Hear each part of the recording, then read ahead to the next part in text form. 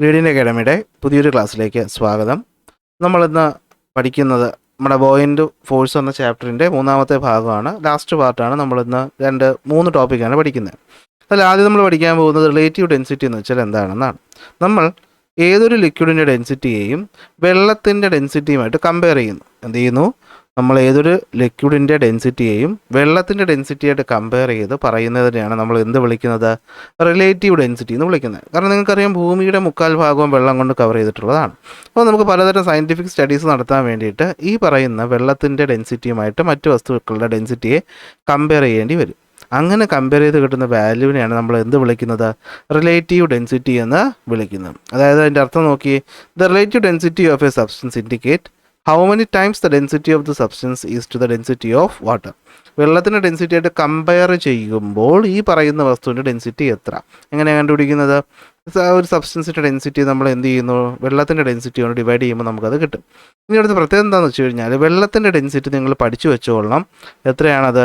അത് 1000 ആണ്. എത്രയാണ്? 1000 കിലോഗ്രാം പെർ മീറ്റർ ക്യൂബാണ് എന്ത്? വെള്ളത്തിൻ്റെ ഡെൻസിറ്റി എന്ന് പറയുന്നത്. ഇപ്പോൾ തന്നെ നമുക്കറിയാം അല്ലെ, ഇത്രയും വലിയൊരു സംഖ്യയോട് ഡിവൈഡ് ചെയ്യുമ്പോൾ നമുക്കൊരു ചെറിയ ടേം കിട്ടും. ആ കിട്ടുന്ന ടേം എന്ന് പറയുന്നത് 1 ആണെങ്കിൽ അതിൻ്റെ അർത്ഥം, അതായത് നമ്മൾ റിലേറ്റീവ് ഡെൻസിറ്റി കണ്ടുപിടിക്കുന്നത് 1 ആണെങ്കിൽ അതിൻ്റെ അർത്ഥം എന്താണ്? ഈ പറയുന്ന ലിക്വിഡിന് വെള്ളത്തിൻ്റെ സെയിം ഡെൻസിറ്റി ആണെന്ന് മനസ്സിലാക്കാൻ പറ്റും. ഇനി 1നേക്കാളും വലിയൊരു വാല്യൂ ആണ് കിട്ടുന്നതെങ്കിൽ അതിൻ്റെ അർത്ഥം എന്താണ്? ഈ പറയുന്നത് നമ്മൾ ആരെയാണോ കമ്പയർ ചെയ്യുന്നത് ആ ലിക്വിഡിൻ്റെ ഡെൻസിറ്റി എന്ന് പറയുന്നത് എന്തായിരിക്കും? കൂടുതലായിരിക്കും. എന്തായിരിക്കും? കൂടുതൽ ആയിരിക്കും. ഇനി നമുക്ക് കിട്ടുന്ന വാല്യൂ എന്ന് പറയുന്നത് 1നേക്കാളും എന്താണ്? ചെറുതാണ് എങ്കിൽ അതിൻ്റെ അർത്ഥം എന്താണ്? അവിടെ ഉള്ള ആ ലിക്വിഡിൻ്റെ ഡെൻസിറ്റി എന്ന് പറയുന്നത് വെള്ളത്തിൻ്റെ ഡെൻസിറ്റിയേക്കാളും എന്തായിരിക്കും? കുറവായിരിക്കും എന്ന് മനസ്സിലാക്കാനായിട്ട് പറ്റും. അപ്പോൾ ഒറ്റയടിക്ക് നമുക്ക് വെള്ളവുമായിട്ട് താരതമ്യം ചെയ്തിട്ടുള്ള ആ ഒരു വാല്യൂ അറിയുന്നത് നല്ലതാണ്. കാരണം നമുക്ക് ഒരുപാട് ആപ്ലിക്കേഷൻസ് സയൻസിൽ വരുന്നുണ്ട്, എഞ്ചിനീയറിംഗ് ലെവലിൽ വരുന്നുണ്ട്. അപ്പോൾ അവിടെയൊക്കെ നമുക്ക് ഈ പറയുന്ന വാല്യൂ അറിയുന്നത് നല്ലതാണ്. അപ്പോൾ അതിനുവേണ്ടി നമ്മൾ ഉപയോഗിക്കുന്ന ടേമാണ് എന്ത്? റിലേറ്റീവ് ഡെൻസിറ്റി എന്ന് പറയുന്നത്. ഒരു എക്സാമ്പിൾ നമുക്ക് നോക്കാം. കെറോസിൻ്റെ ഡെൻസിറ്റി എന്ന് പറയുന്നത് 810 ആണ്. അങ്ങനെയാണെങ്കിൽ കെറോസിൻ്റെ റിലേറ്റീവ് ഡെൻസിറ്റി എങ്ങനെ കണ്ടുപിടിക്കാമെന്ന് ചോദിച്ചു കഴിഞ്ഞാൽ, കെറോസിൻ്റെ ഡെൻസിറ്റിയെ നമ്മൾ എന്ത് ചെയ്യുന്നു? വെള്ളത്തിൻ്റെ ഡെൻസിറ്റി ആയിട്ടുള്ള 1000 കൊണ്ട് ഡിവൈഡ് ചെയ്യുമ്പോൾ നമുക്കറിയാം 3 പോയിൻറ്റ് മാറി സ്ഥാനം വരും. അപ്പോൾ എത്ര വരും? 0.810 എന്ന് വരും. അപ്പോൾ ഈ വാല്യൂ കാണുമ്പോൾ തന്നെ നമുക്കറിയാൻ പറ്റും വെള്ളത്തിനേക്കാളും കെറോസിൻ്റെ ഡെൻസിറ്റി കുറവാണെന്നുള്ള കാര്യം.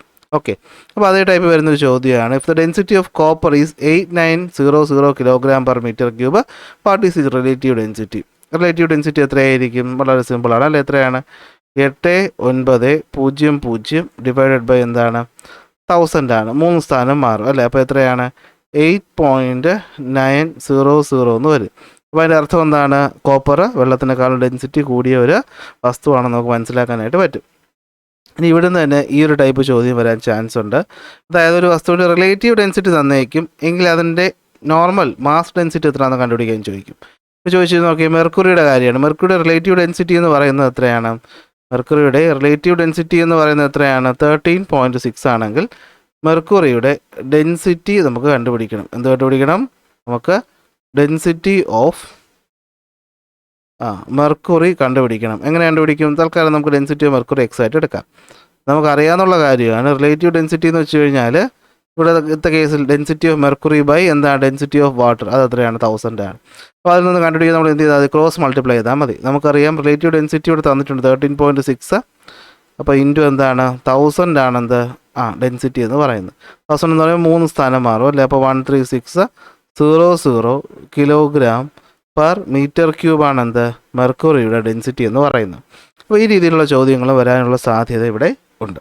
അപ്പോൾ ഇതാണ് റിലേറ്റീവ് ഡെൻസിറ്റി ആയിട്ട് നമുക്ക് പഠിക്കാനുള്ള കാര്യം എന്ന് പറയുന്നത്. ഈ 2 ഉപകരണങ്ങൾ, റിലേറ്റീവ് ഡെൻസിറ്റി അടിസ്ഥാനപ്പെടുത്തി വർക്ക് ചെയ്യുന്ന 2 ഉപകരണങ്ങളെ പറ്റിയാണ് പഠിക്കാനുള്ളത്. ആ ഉപകരണങ്ങളുടെ പേരാണ് ഹൈഡ്രോമീറ്ററും അതുപോലെ തന്നെ ലാക്ടോമീറ്ററും. നമുക്കതിൽ ആദ്യം എന്താണ് ഹൈഡ്രോമീറ്റർ എന്ന് നോക്കാം. ഓക്കെ, ഹൈഡ്രോമീറ്റർ ഒരു ലിക്വിഡിൻ്റെ റിലേറ്റീവ് ഡെൻസിറ്റി മനസ്സിലാക്കാൻ വേണ്ടി നമ്മൾ ഉപയോഗിക്കുന്ന ഒരു ഉപകരണമാണ് ഹൈഡ്രോമീറ്റർ എന്ന് പറയുന്നത്. ഈ ഹൈഡ്രോമീറ്റർ എന്ന് വെച്ചാൽ മനസ്സിലാക്കുക, ഹൈഡ്രോമീറ്റർ എന്ന് പറയുന്ന ഈ ഉപകരണം ഉണ്ടല്ലോ, അതിൻ്റെ ഡെൻസിറ്റി എന്ന് പറയുന്നത് എത്രയാണ്?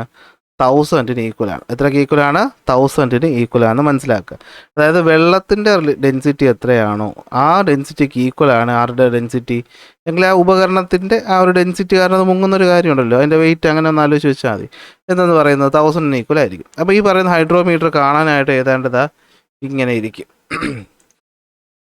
ഇതാണ് സംഭവം. അടിയിലായിട്ടൊരു ബൾബ് പോലത്തെ ഒരു ഭാഗം ഉണ്ടാവും. അതിൻ്റെ മുകളിലായിട്ട് ഇങ്ങനെ തെർമോമീറ്റർ പോലെ ഉണ്ടാവും. അല്ല, റീഡിങ് നോക്കിയാൽ നിങ്ങൾക്ക് കാണാൻ പറ്റും. ഏറ്റവും താഴെയാണ് 1 കാണുന്നത്. മുകളിലോട്ട് റീഡിങ് എന്ത് ചെയ്യാണ്? കുറഞ്ഞു പോവുകയാണ്. കണ്ടോ, 0.9, 0.8, 0.7, 0.6, 0.5. ഇനി എന്താ അതിൻ്റെ കാരണം ഒന്ന് പറഞ്ഞുതരാം. നോക്കി, നമുക്കറിയാം വെള്ളം എന്ന് പറയുന്ന വെള്ളത്തിൻ്റെ ഡെൻസിറ്റി എത്രയാണ്? 1000 അതേ ഡെൻസിറ്റി തന്നെയാണ് ആർക്കും ഈ പറയുന്ന ഹൈഡ്രോമീറ്ററിനും. അപ്പോൾ ഞാൻ ഹൈഡ്രോമീറ്ററിനെ എടുത്ത് ഒരു വെള്ളത്തിനകത്ത്, ഒരു ഫ്ലൂയിഡിനകത്ത് ഡിപ്പ് ചെയ്തപ്പോൾ, സപ്പോസ് ഈ ഇതും വെള്ളമാണെന്ന് വിചാരിക്കുക, ഇതും എന്താണ്? വാട്ടർ. അപ്പോൾ ഹൈഡ്രോമീറ്ററിനടുത്ത് ഞാൻ വാട്ടർ ഡിപ്പ് ചെയ്ത് കഴിഞ്ഞാൽ ഈ ഹൈഡ്രോമീറ്റർ ഇതാ ഇങ്ങനെ പോയി മുങ്ങി കിടക്കും. അതായത് ഈ ഹൈഡ്രോമീറ്ററിൻ്റെ 1 എന്ന് പറയുന്ന റീഡിങ് വെള്ളത്തിൻ്റെ സർഫസുമായിട്ട് തട്ടി നിൽക്കും. സോ അവിടെ നമുക്ക് പറയാൻ പറ്റും റിലേറ്റീവ് ഡെൻസിറ്റി എത്രയാണെന്ന്? 1 ആണെന്ന്. എന്താണ്, ഞാൻ ഇതേ പറയുന്ന ഹൈഡ്രോമീറ്ററിനെ എടുത്തിട്ട് എന്ത് ചെയ്തു? കെറോസിനിൽ ഡിപ്പ് ചെയ്തു എന്ന് വിചാരിക്കുക. എന്നിട്ട് ഡിപ്പ് ചെയ്തു?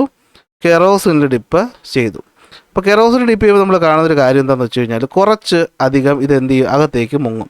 അതായത് നമ്മൾ റീഡിങ് നോക്കുകയാണെങ്കിൽ ഏതാണ്ട് 0.8-ന് നേരെ ആയിരിക്കും ഈ പറയുന്ന ലെവൽ വന്ന് നിൽക്കുന്നത്. കാരണം നമുക്ക് ഓൾറെഡി അത് അറിയാമെന്നുള്ള കാര്യമാണ് അല്ലേ. അപ്പോൾ ഇനി നമ്മൾ വേറൊരു വസ്തുവിലാണ് ഇടുന്നതെങ്കിൽ എന്ത് ചെയ്യും? ഇത് വേറൊരു വാല്യൂ ആയിരിക്കും എന്ത് ചെയ്യുന്നത്? കാണിക്കുന്നത്. അപ്പോൾ അങ്ങനെ നമുക്ക് ഡെൻസിറ്റി അറിയാത്ത ഒരു ലിക്വിഡിൻ്റെ റിലേറ്റീവ് ഡെൻസിറ്റി കണ്ടുപിടിക്കാനായിട്ട് നമുക്ക് എന്ത് ഉപയോഗിക്കാം? ഹൈഡ്രോമീറ്റർ ഉപയോഗിക്കാം. So it is a device used to measure the relative density of liquid. അപ്പോൾ ഇതിൻ്റെ പ്രത്യേകത എന്താണെന്ന് വെച്ച് കഴിഞ്ഞാൽ ഇതിൻ്റെ റീഡിംഗ് എന്ന് പറയുന്നത് താഴോട്ട് പോകുന്തോറും കൂടി പോകുമെന്ന് വേണമെങ്കിൽ പറയാം, അല്ലെങ്കിൽ മുകളിലോട്ട് പോകുന്തോറും കുറഞ്ഞു പോകുമെന്ന് പറയാം. നമുക്ക് ഇഷ്ടമുള്ള രീതിയിൽ എന്ത് ചെയ്യാം? അത് പറയാം. Okay, the relative density values calibrated on the hydrometer increases as it goes down. അപ്പോൾ നമുക്ക് തിരിച്ച് ഇങ്ങനെ പറയാം, ഇതിൻ്റെ റിലേറ്റീവ് ഡെൻസിറ്റി വാല്യൂ എന്ന് പറയുന്നത് മുകളിൽ നിന്ന് താഴോട്ട് പോകുമ്പോൾ കുറഞ്ഞു വരുന്നതായിട്ട് കാണാൻ പറ്റും. ഇനി ഇവിടെ ഒരു ചോദ്യം വരും. ഞാൻ ഹൈഡ്രോമീറ്ററിനെ ഒരു ലിക്വിഡിനകത്ത് ഡിപ്പ് ചെയ്തു. ഈ ലിക്വിഡിൻ്റെ ഡെൻസിറ്റി എന്ന് പറയുന്നത് നമ്മുടെ വെള്ളത്തിൻ്റെ ഡെൻസിറ്റിയേക്കാളും കൂടുതലാണെന്ന് വിചാരിക്കുക. അങ്ങനെയാണെങ്കിൽ ഹൈഡ്രോമീറ്റർ മുങ്ങോ പൊങ്ങോ എന്നാണ് ചോദിച്ചേക്കുന്നത്. ആലോചിച്ച് നോക്കടാ. ഡെൻസിറ്റി കൂടിയാൽ ബോയിൻ്റ് ഫോഴ്സ് കൂടും.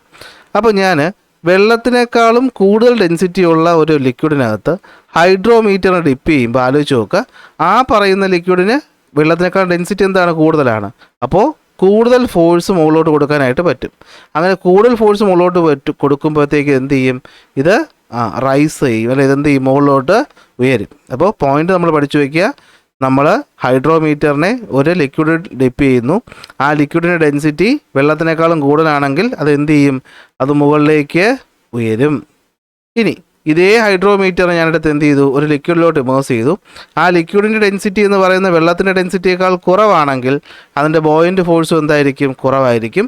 ബോയിൻ്റ് ഫോഴ്സ് കുറയുമ്പോൾ എന്ത് പറ്റും? ഈ പറയുന്ന ഹൈഡ്രോമീറ്ററിനെ മുകളിലോട്ട് പുഷ് ചെയ്യാനുള്ള ഫോഴ്സ് എന്ത് ചെയ്യും? കുറയും. അപ്പോൾ എന്ത് പറ്റും? ഇത് താഴോട്ട് സിങ്ക് ചെയ്യും. അപ്പോൾ ആ 2 പോയിൻറ്റും ഒന്ന് നോട്ട്ബുക്കിൽ എഴുതി വെച്ച് പഠിച്ചോ. When hydrometer is dipped on a liquid with density more than water it will rises. അതെന്ത് ചെയ്യും? റൈസ് ചെയ്യും. അടുത്ത്, if the hydrometer is dipped in a solution or a liquid that is having density less than water it will sink. ഇതാണ് ഇവിടെ എഴുതി വെച്ചേക്കുന്നത്. വേറെ രീതിയിൽ പറഞ്ഞേക്കുന്നതേ ഉള്ളൂ. സംഭവം എന്താണ്? ഇത് തന്നെ ആണ്. എന്താ ഇവിടെ പറഞ്ഞേക്കുന്നത് നോക്കിയേ.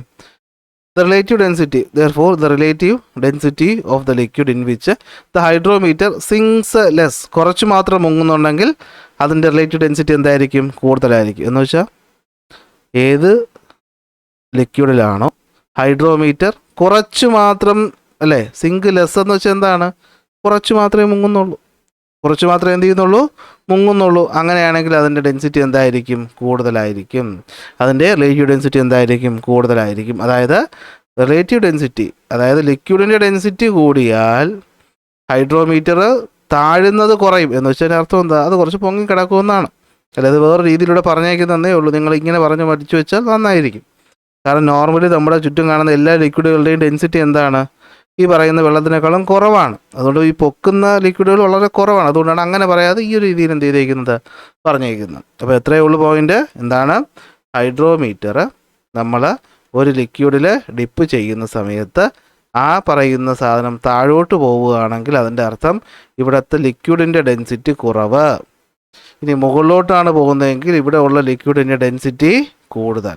ഇത്രയേ ഉള്ളൂ, ഒറ്റ പോയിന്റിൽ ഓർത്ത് വയ്ക്കുക. അപ്പോൾ നമ്മൾ ഹൈഡ്രോമീറ്റർ ഒരു ലിക്വിഡ് ഡിപ്പ് ചെയ്യുമ്പോൾ ഹൈഡ്രോമീറ്റർ താഴെ പോയാൽ ലിക്വിഡിൻ്റെ ഡെൻസിറ്റി കുറവ്, ഹൈഡ്രോമീറ്റർ കുറച്ച് താഴെ പോയാൽ അല്ലെങ്കിൽ പൊങ്ങിയാൽ ലിക്വിഡ് ഡെൻസിറ്റി എന്താണ് കൂടുതൽ. ഓക്കെ ആണല്ലോ.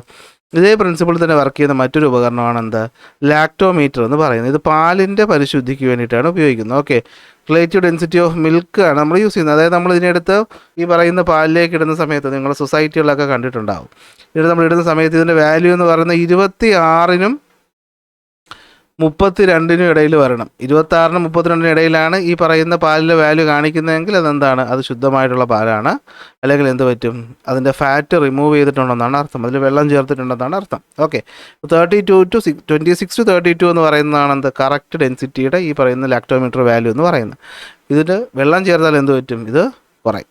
അപ്പോൾ ഇതാണ് നമ്മൾ ഈ ഒരു ചാപ്റ്ററിൽ പഠിക്കുന്നത്. ഇനി വരുന്നത് ലെറ്റ്സ് അസസ് എന്ന ഭാഗമാണ്. അത് നമ്മൾ ഉടനെ തന്നെ എന്ത് ചെയ്യാം, അപ്ലോഡ് ചെയ്യാം. അപ്പോൾ ക്ലാസ് ഇഷ്ടപ്പെട്ടാൽ ലൈക്ക് ചെയ്യുക, ഷെയർ ചെയ്യുക, സബ്സ്ക്രൈബ് ചെയ്യുക. പരീക്ഷയൊക്കെ വരാറായി, എല്ലാവരും നല്ല രീതിയിൽ പഠിക്കുക. നോട്ട് വേണ്ടവർ ടെലഗ്രാമിൽ ജോയിൻ ചെയ്യുക. അടുത്ത ക്ലാസ് നമുക്ക് എന്ത് ചെയ്യുക, അടുത്ത ടോപ്പിക്കുമായിട്ട് കാണാം.